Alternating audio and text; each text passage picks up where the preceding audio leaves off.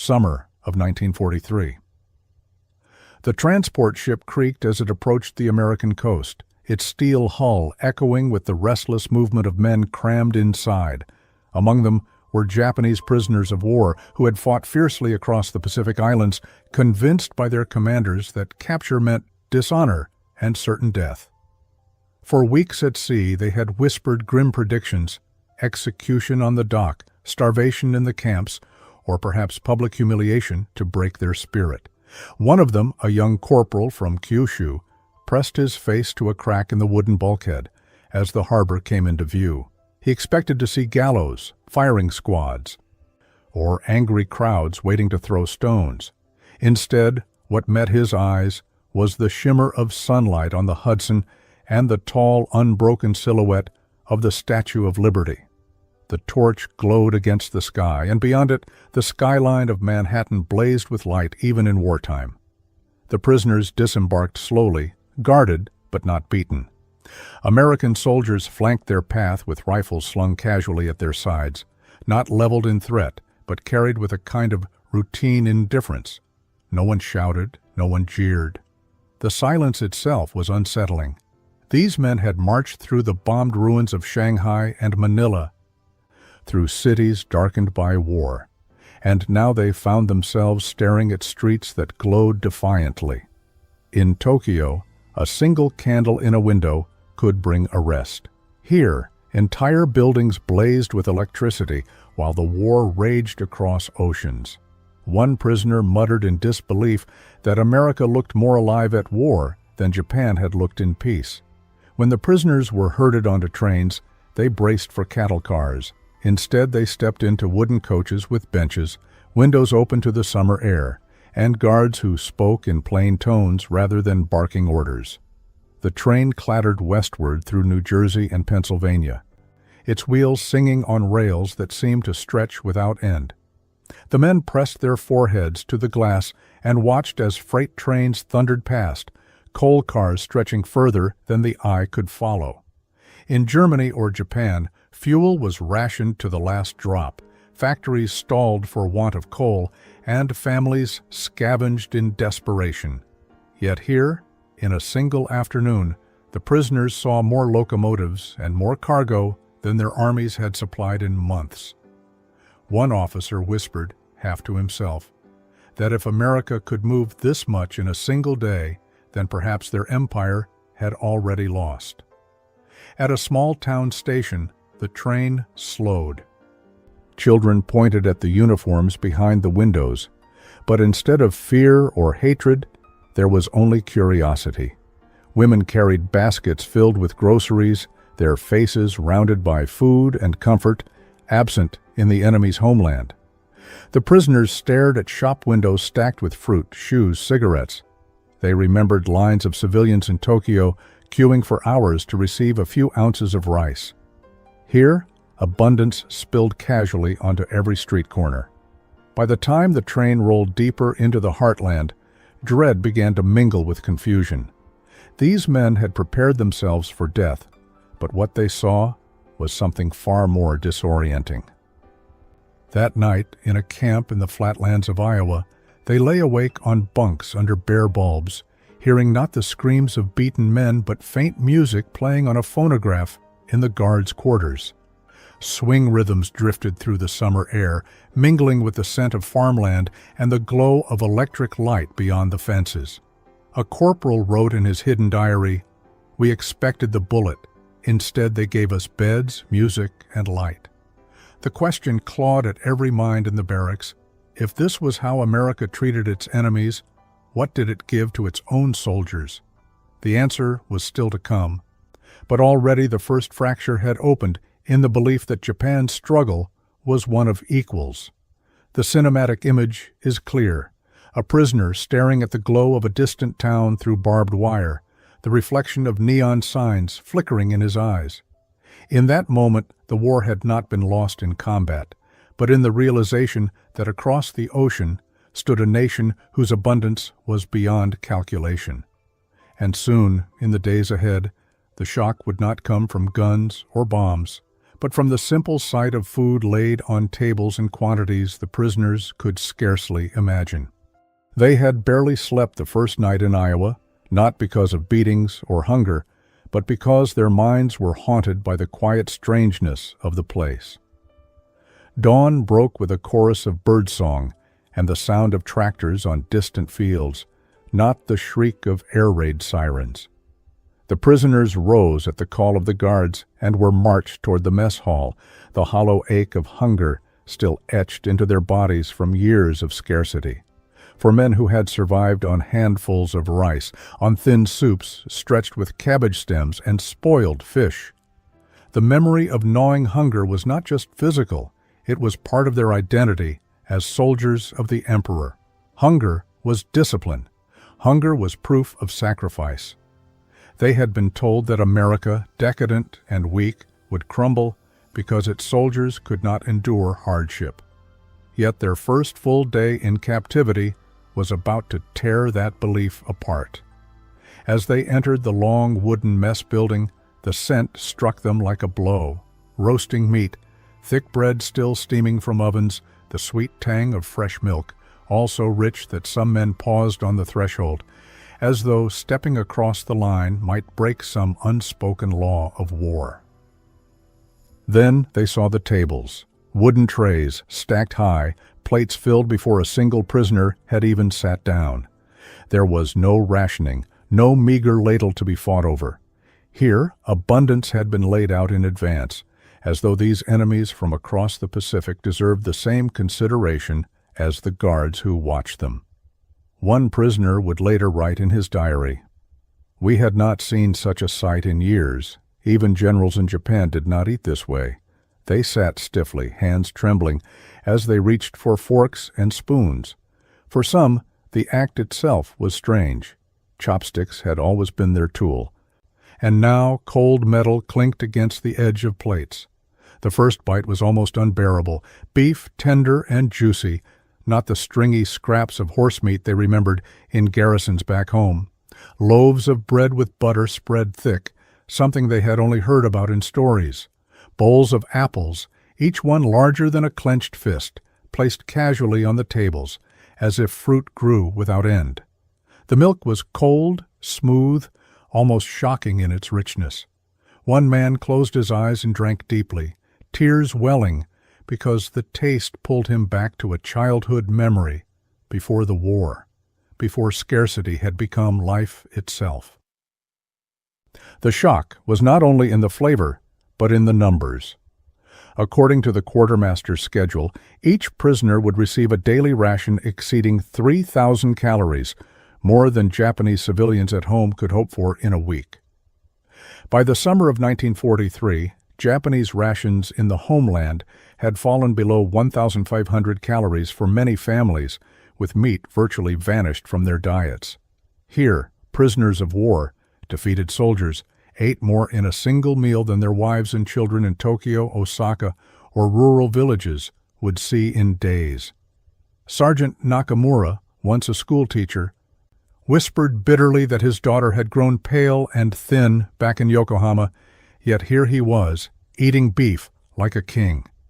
The word spread in hushed tones across the table, and silence soon followed, a silence heavier than any order barked by a guard.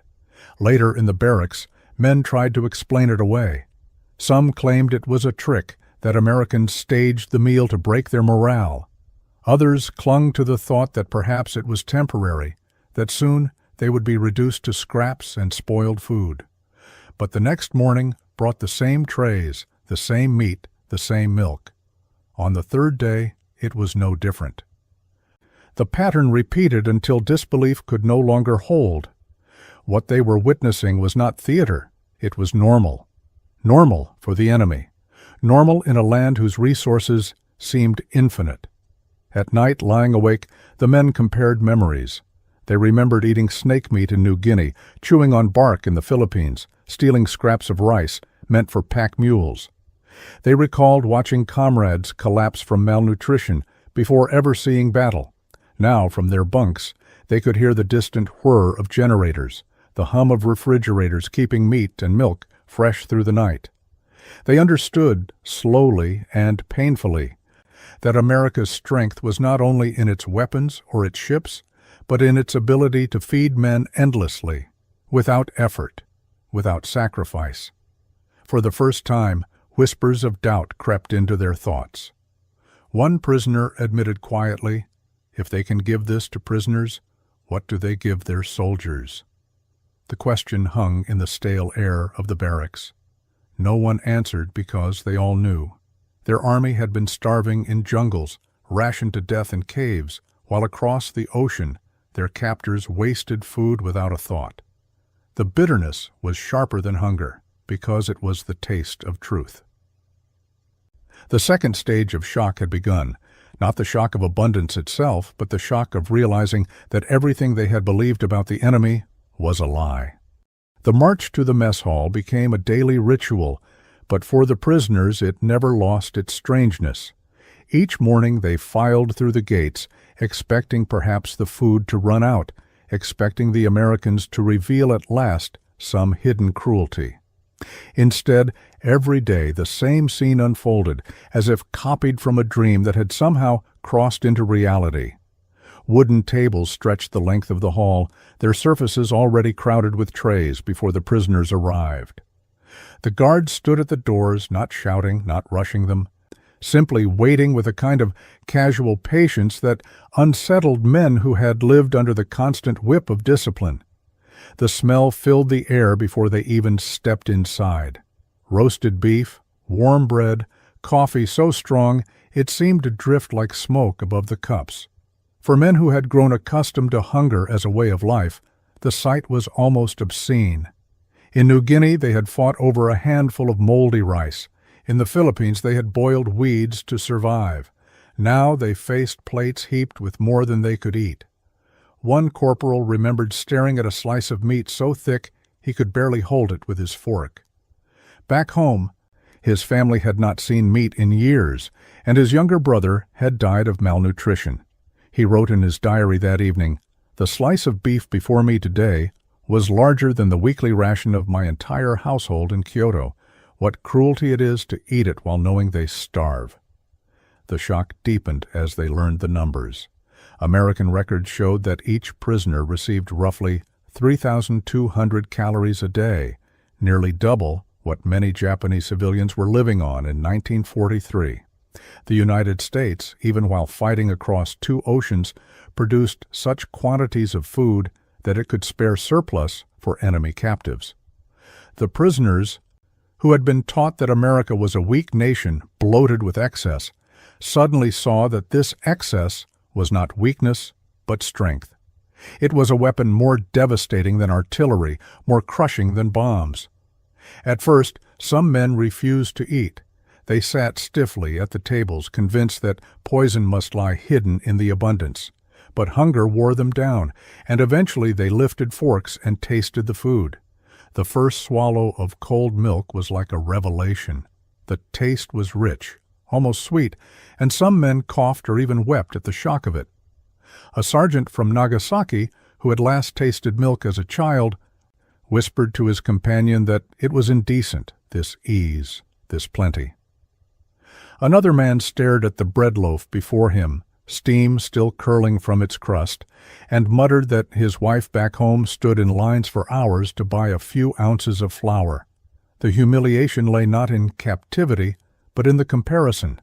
In their homeland, families queued for scraps, soldiers starved in caves, entire divisions withered for lack of supplies.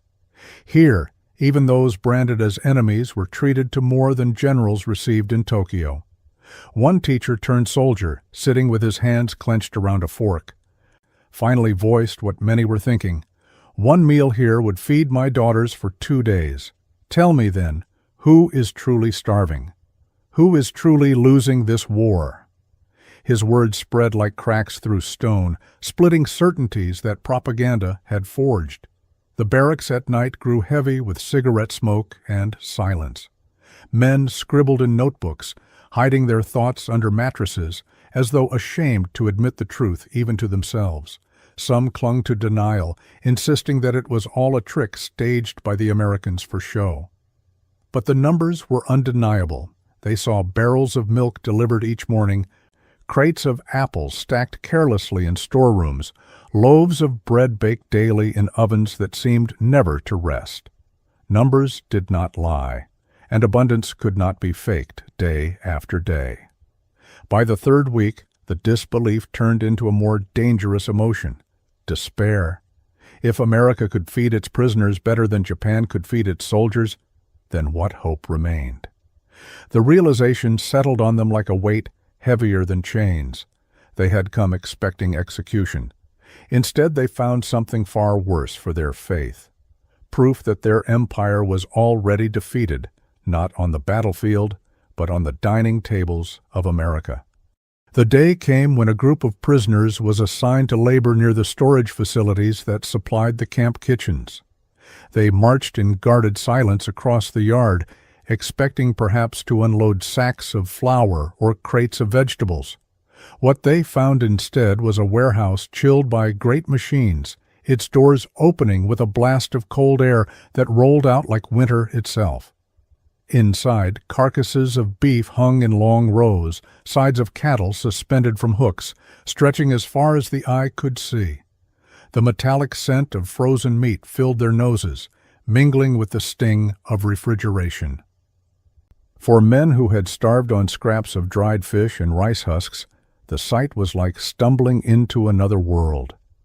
One prisoner whispered in disbelief, "This is enough to feed an entire regiment." Another corrected him bitterly, "No, this is enough to feed an army." Their boots echoed on the concrete floor as they moved between racks of meat, crates of butter, barrels of milk powder stacked higher than a man's head. They remembered comrades dying in caves in the Pacific, begging for a handful of rice. They thought of their children back home in Japan, pale and thin, clutching empty bowls. And now, here before their eyes, meat was stored in such quantities that even the guards treated it with indifference, moving crates casually as if mountains of food were nothing at all. The numbers spoke louder than words. By 1944, the United States produced more than 24 billion pounds of beef, while Japan struggled to feed its population on dwindling rice supplies and imported fish that never arrived through the tightening blockade. American agriculture employed nearly 8 million tractors. Japan had fewer than 200,000 draft animals left, many already requisitioned for the army. A single state in the Midwest harvested more corn and wheat than the entire Japanese home islands combined. What the prisoners saw in that warehouse was not just food. It was the physical proof of an industrial empire whose abundance defied imagination. That night, back in the barracks, silence pressed down heavier than the barbed wire outside. A sergeant who had once been proud of Japan's farming tradition admitted to his bunkmate that one American barn held more grain than a whole province of his homeland. Another man confessed that he had felt shame in his chest, not hunger, when staring at the rows of beef. Shame that the empire, which promised superiority, had left his family to starve while the enemy could stack mountains of food for its captives. The diary of one prisoner recorded the moment with brutal clarity. "We were told our soil was sacred, our farmers unmatched, our empire self-sufficient. Yet today, I saw with my own eyes that a single American warehouse contains more meat than my entire prefecture could dream of. What meaning remains in superiority if it cannot feed your children?" The words spread quietly, though few dared to speak them aloud. The guards said nothing, but perhaps they understood. Perhaps they knew that no propaganda film, no lecture, could strike harder than the cold shock of those hanging carcasses. For the prisoners, the realization sank deeper with every bite of beef served in the mess hall. They were no longer comparing nations in theory. They were tasting defeat in every mouthful. When lights dimmed and the camp fell silent, some men lay awake, replaying the scene in their minds: the endless hooks, the barrels of butter, the crates of milk. It was not the rifles of the guards or the fences of barbed wire that held them captive. It was the scale of American abundance, a power so vast it reduced their empire's dreams to ash. They did not need to wait long before the next wound was struck, and this time it cut deeper than the sight of warehouses or the smell of roasted meat. It came in the form of waste. One afternoon, working near the camp kitchens, the prisoners saw American soldiers finish their meal and casually toss half-eaten bread into metal bins. Pieces of steak, still pink in the center, were scraped from plates into buckets, meant for garbage. Milk was poured down drains when pitchers grew warm under the summer sun. To men who had fought over burnt rice at the bottom of a pot, the spectacle was unbearable. A corporal remembered the exact moment. He had once risked his life to smuggle a rotten potato back to his unit in New Guinea, and here a guard threw away an entire sandwich without a second thought.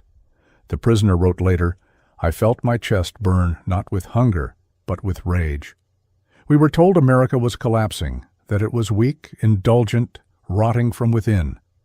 Yet I watched them discard more in one meal than my family consumed in a week. If this is weakness, then what is strength? The bitterness spread quickly. In the barracks that night, men compared stories of scavenging through jungle mud for insects, of boiling weeds into thin broth, of comrades dying with stomachs shrunken to nothing. Now they stared at the memory of food falling into trash cans, food so abundant that its loss carried no weight. One prisoner muttered, his voice shaking, "They can afford to waste what we would kill for." The silence that followed was heavier than chains. Numbers confirmed what their eyes could scarcely believe. By 1944, the United States was producing enough grain to feed not only its own people and military, but to ship 17 million tons overseas to allies. American agriculture overflowed to such an extent that food was destroyed deliberately to stabilize prices. Mountains of oranges bulldozed into pits in California, entire crops plowed under in Iowa, while in Japan children went hungry and mothers traded heirlooms for a bowl of rice. The contrast was obscene, and yet it was real, undeniable, stamped into the daily lives of the prisoners. What cut deepest was not simply the abundance, but the ease with which Americans treated it. Waste was not a crime, not even an afterthought. Guards stubbed out cigarettes half-smoked and lit new ones without hesitation, drank only half a bottle of milk before leaving it behind. For men raised in an empire where every scrap was precious, the casual indifference was a revelation of power. Waste itself had become a measure of strength. Some tried to rationalize it, whispering that perhaps America showed them this deliberately, a kind of theater meant to break morale. But the evidence was too consistent, too natural, repeated day after day in every corner of the camp. It was not a trick, it was reality. And that reality was more crushing than any propaganda leaflet dropped from the sky. A former school teacher turned infantry sergeant summed up the despair in a single sentence to his bunkmates. "If the enemy can feed prisoners better than we can feed our children, then what hope remains for the empire?" No one answered. The words echoed in the dim barracks, as unanswerable as the rumble of trains that carried food across the continent night after night. The humiliation was complete. They had entered captivity expecting bullets, expecting death. Instead, they were forced to watch their captors discard food like rubbish, a daily reminder that Japan's sacrifice and hunger meant nothing against America's excess. It was not the clash of armies that broke them, but the clatter of bread falling into a trash bin. The despair that settled over the camp was not sudden like a gunshot, but slow, creeping, and inescapable. It grew with each cigarette handed out, with each glass of milk poured freely, with every crate of food delivered as if by an invisible hand that never tired. At first the prisoners had argued in whispers, trying to cling to the notion that this abundance was staged, that the Americans were putting on a show. But the show never ended. The rations did not diminish, the lights never dimmed. And the guards carried themselves with the same casual certainty day after day. In the barracks, the air grew thick with Lucky Strike smoke. Men who had once fought over a scrap of tobacco now found themselves coughing on clouds of it, packs handed out as casually as bread. By 1944, American factories produced hundreds of billions of cigarettes a year, enough that even prisoners of war received daily allotments. A sergeant lit one, drew deeply, and stared at the glowing ember between his fingers. Then he whispered, half in wonder, half in despair, "Our comrades beg for scraps in the jungle, and here I smoke like a general." His words hung in the stale air, heavy with shame. Another prisoner, a former farmer from Hokkaido, could not stop comparing what he saw with what he had left behind. He remembered his wife trading heirlooms for flour, his children drinking watered-down rice gruel, his village rationed to the bone. Now he was surrounded by food and smoke, not as a free man, but as a captive. The irony bit deeper than hunger ever had. "We are defeated already," he muttered, "not by bombs, but by butter." In time, the conversations turned darker. Some prisoners stopped talking about the Empire's glory altogether. They began to wonder, aloud and dangerously, whether their leaders had lied. A lieutenant who had once lectured about Japan's sacred destiny now sat in silence, staring at the floor, his eyes hollow. The younger men watched him, unsettled, as if seeing their own faith draining away in his silence. The guards said nothing, but they must have sensed the change.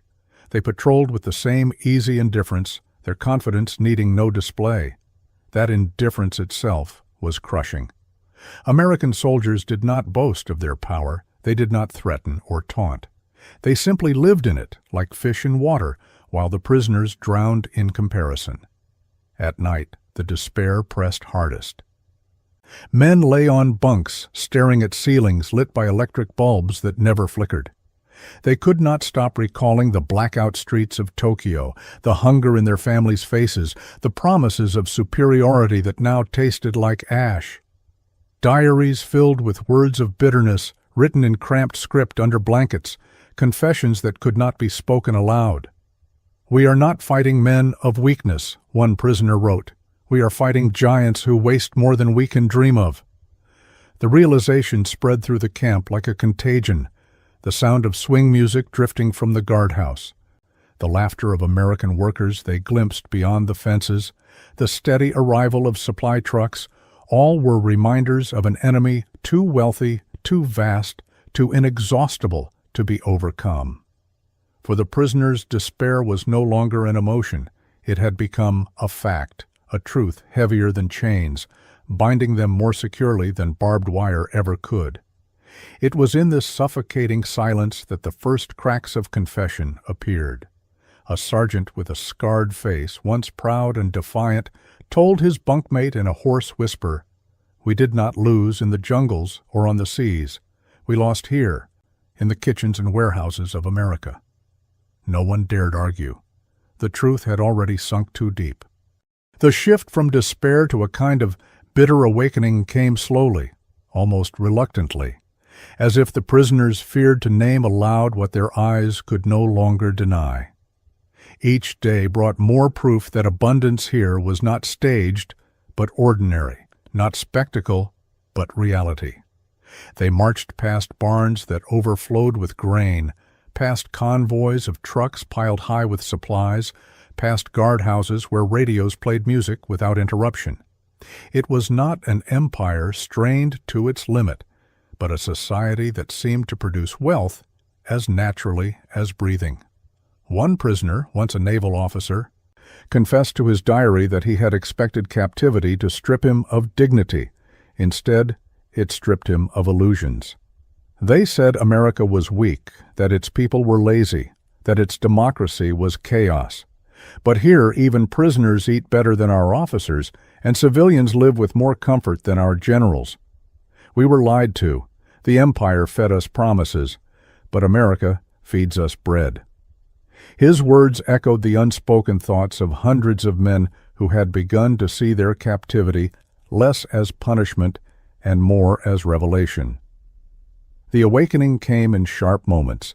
A young guard, barely older than the prisoners themselves, poured coffee into tin cups with a bored expression, as if nothing he was doing mattered. Yet that coffee had traveled by rail, across a continent, shipped in quantities Japan could never imagine, roasted and ground in factories that never slept. The casualness of it struck harder than any speech. Waste was no longer shocking. It had become a lesson. To waste so much and not notice was proof of inexhaustible power. Some prisoners began to voice what others only thought. "If they give us this, what do their soldiers receive?" one man asked during evening roll call. No one answered, but the silence was heavy with realization. If enemies were fed with meat and butter, then American soldiers on the front lines must have been supplied with a bounty beyond measure. That thought alone unraveled the last threads of belief that sacrifice and spirit could overcome material strength. At night, the barracks glowed with electric light, a stark contrast to the blackout memories of home. Men lay awake staring at the bulbs, unable to escape the metaphor. Light here never dimmed. In Tokyo, a candle could bring punishment. The comparison was inescapable, the conclusion unavoidable. Japan's empire had asked its men to endure hunger, darkness, and deprivation in the name of destiny. America, without even trying, offered its enemies more than Japan could give its own children. A former schoolteacher, his voice hushed with shame, finally spoke what others had begun to feel. "We thought victory came from courage, but here I see that victory comes from plenty, from the ability to feed, to light, to build without end." His words carried no defiance, only exhaustion, as though admitting the truth was itself a surrender. The awakening was bitter, but it carried a strange clarity. These men, once armored in propaganda, now understood that their empire's strength had been a mirage. The true war was not fought only on battlefields, but in the fields of Iowa, in the warehouses of Chicago, in the endless trains that roared across the plains, and in that realization lay the first step toward a cold and painful truth. They were not simply prisoners of war. They were witnesses to the collapse of an illusion, trapped in a land whose very ordinariness revealed their defeat. Years later, when the war was long finished and the camps had emptied, some of the men who had once stared in disbelief at American abundance tried to put into words what it had meant. They spoke of the humiliation of defeat, but also of a different kind of revelation, one that no battlefield could provide. In letters, in diaries smuggled back to Japan, in the quiet testimonies they gave to their families, the lesson was always the same. The war was not lost in the jungles of the Pacific or in the ruins of distant islands. It was lost in the kitchens, in the warehouses, in the ordinary rhythm of a society whose strength lay not in slogans, but in production. One prisoner, who had been a farmer before conscription, admitted to his son many years later that the hardest moment of captivity was not hunger or shame, but the first time he saw Americans throwing food away. "I knew then," he said, "that we could not win. We fought with courage, but they fought with excess. They fought with a power so great they could waste what we considered treasure." His words carried no bitterness in old age, only a cold recognition of truth. The lesson hardened into something undeniable. America had shown them that strength was not measured by sacrifice alone, but by the ability to supply endlessly, to build without pause, to feed millions and still have enough left over for prisoners. The barbed wire, the rifles, even the bombs had not broken them as deeply as a plate of beef set before them each morning. It was not cruelty that defeated their faith. It was kindness, backed by limitless resources. Historians would later call it a psychological collapse, but for the men who lived it, it felt like watching the world tilt on its axis. They had entered captivity convinced of their empire's destiny, but each meal, each cigarette, Each electric light drove another nail into that belief. They realized they were not confronting a decadent nation of mongrels, as propaganda had claimed, but an industrial colossus that treated abundance as normal life. The final memory many carried home was not of guards or fences, but of a simple supper: bread, meat, milk, laughter from children in a farmhouse beyond the wire. That image haunted them more than the sound of battle. It revealed that their enemy's true weapon was not hatred, not even firepower, but the ability to live well in the midst of war. And so the story ends, not with the crash of artillery, but with a lesson written in silence. Wars are not won by hunger and sacrifice alone. They are decided by the power to provide, to sustain, to make prosperity so common that even enemies taste it. For the prisoners, this truth was inescapable. They had expected death. Instead, they were forced to live long enough to witness the reality that crushed their faith.